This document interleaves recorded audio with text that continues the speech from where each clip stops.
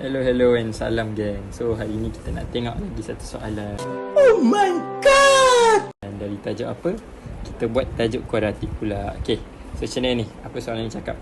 Kita baca sama-sama. Okay, dia cakap by using the method of line number, find the range of x if 2x squared is greater than negative 5x plus 3. So dia apa? Dia nak kita cari range of x. Tapi dia ada suruh guna apa-apa ke? Ya, dia suruh guna method of line number. So macam mana? Okay, senang. Kita dah nampak equation kita kan, yang ni kan. Okay, so buat apa? Salin je balik. Is greater 2x squared is greater than negative 5x plus 3. Okay, senang. Susun jadi bentuk kuadratik, which is ax squared plus bx plus c. So susunlah dia jadi 2x squared plus 5x minus 3 is greater than or equal to 0. Dari sini nak buat apa? Okay, dari sini you factorize je lah dia. Jadi apa? Jadi ni 2x minus 1, ni x plus 3. Macam mana tiba-tiba pula dapat bentuk macam ni? Ni basically buat apa? Pergi tekan calculator. Your A is 2, your B is 5, your C is negative 3 Dan dapat jawapan, you just terbalikkan je, masuk dalam bracket. So dapatlah 2 ni. So this is basically basic cara nak dapatkan factorization punya form. Okay, so lepas sampai sini, apa kita nak buat? Okay, sebab soalan nak suruh guna method of line number, kita kena gunalah method of line number. Macam mana tu? Okay, senang je method dia. Okay, kita just buat macam ni. Buat je satu garis gitu. And then tengok, kita akan buat gini. Okay, so kita nampak ni 2x minus 1 dengan x plus 3 kan. Okay, kita akan equate dua-dua ni jadi kosong. Sebab apa? Sebab kita nak letak dia dekat number line sini. Okay, so ni cara dia. So 2x minus 1 ni equals to 0. Nanti dapat apa? X tu 1 over 2 sini. Then x plus 3 equals to 0. Dapat apa? Negative 3. Barulah dapat you punya 2 nilai x kat sini gitu. Lepas dapat ni, apa kita nak buat? Kita tahu.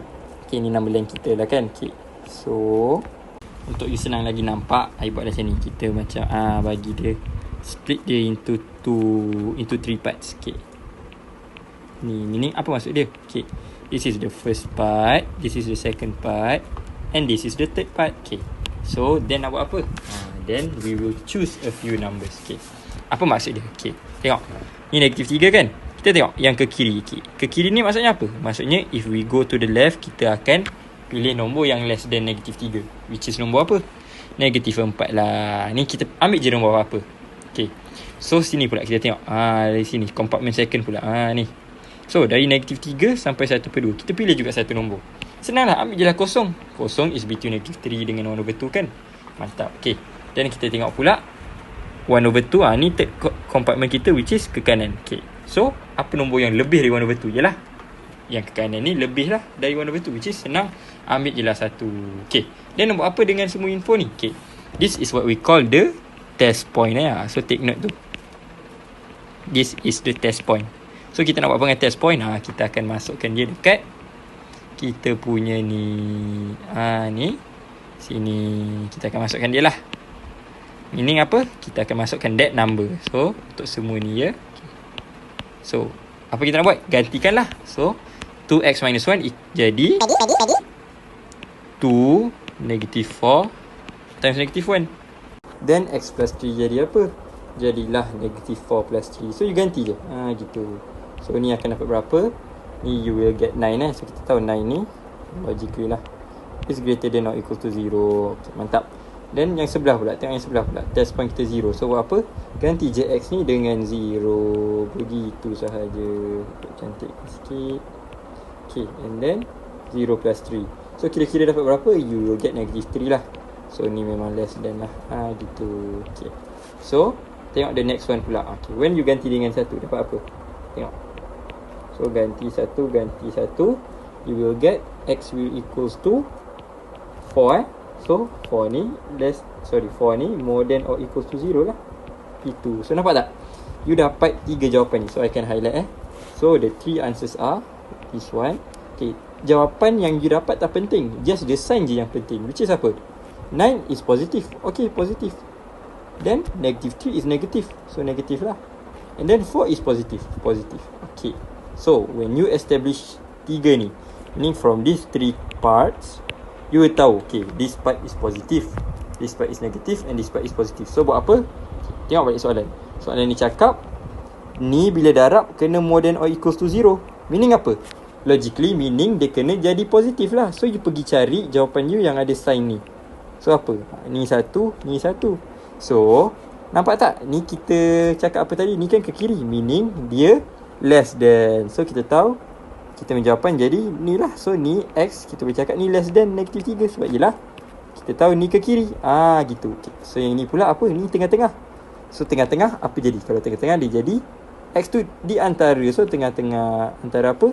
Negatif 3 and 1/2. Lepas tu yang ni kita dah establish apa? Yang part 3 ni dia ke kanan. So ke kanan dia lebih besar lah. Nombor tu lebih besar.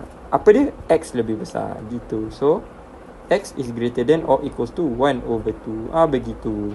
So ingat jawapan kita nak ambil apa? Yang positif je. Sebab soalan tu cakap bila dua ni didarab dapat more than or equals to 0. Meaning lain dia apa? Positif. So this is our answer ya. Ni dengan ni settle. Okay, so you tulis di kat bawah. X is less than negative 3 or X is greater than 1/2. Gitu. Okay, so settle lah ni. Dan untuk yang B pula, B pula cakap apa? Okay, tak apa, kita buat sama-sama. Okay, dia cakap by using the method of completing the square. Okay, take note, dia nak suruh kita guna method juga. Completing the square. Okay, tak apa, dia nak suruh kita cari maximum or minimum point of, okay, berarti dia bagi function. So I tuliskan function ni dulu. Bagi fx equals to 2x squared minus 12x plus 10. Okay, dia suruh kita cari maximum or minimum. Then cakap hence, lepas tu state the equation of axis of symmetry. Macam mana ni? Nak axis of symmetry pula. Equation of axis of symmetry. Macam mana? So ni when you read this, you kena ada idea sikit. Apa idea dia? Okay, when soalan suruh cari maximum or minimum, meaning you kena fikir guna completing the square memang akan dapat maximum or minimum. So when we do completing the square, kita akan dapat dia dalam form apa? We will get in vertex form. Then only you akan dapat your maximum or minimum. Okay, so jom kita tunjuk you macam mana kita nak buat completing the square. Okay, simple je. Okay, so kita dah ada function kita, betul ni. So buat apa? Okay, first and foremost, you make sure your A is positive and your A is 1. Senang cerita, your A is 1 je lah.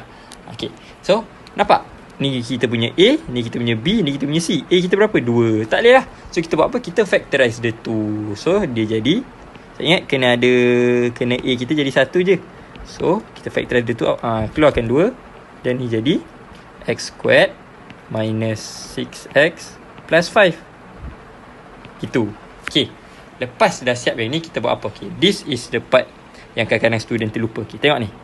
So this is fx equals to 2.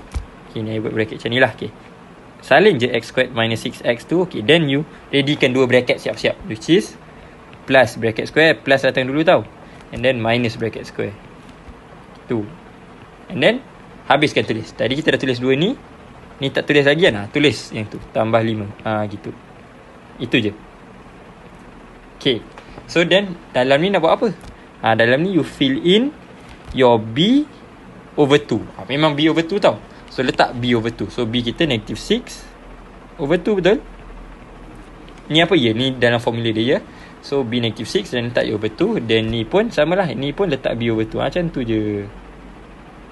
Okay, so kita tahulah apa B over 2 tu is negative 3. Okay, so kita gantikan dekat bawah ni, kita letak negative 3. Okay, so negative 3 dengan negative 3.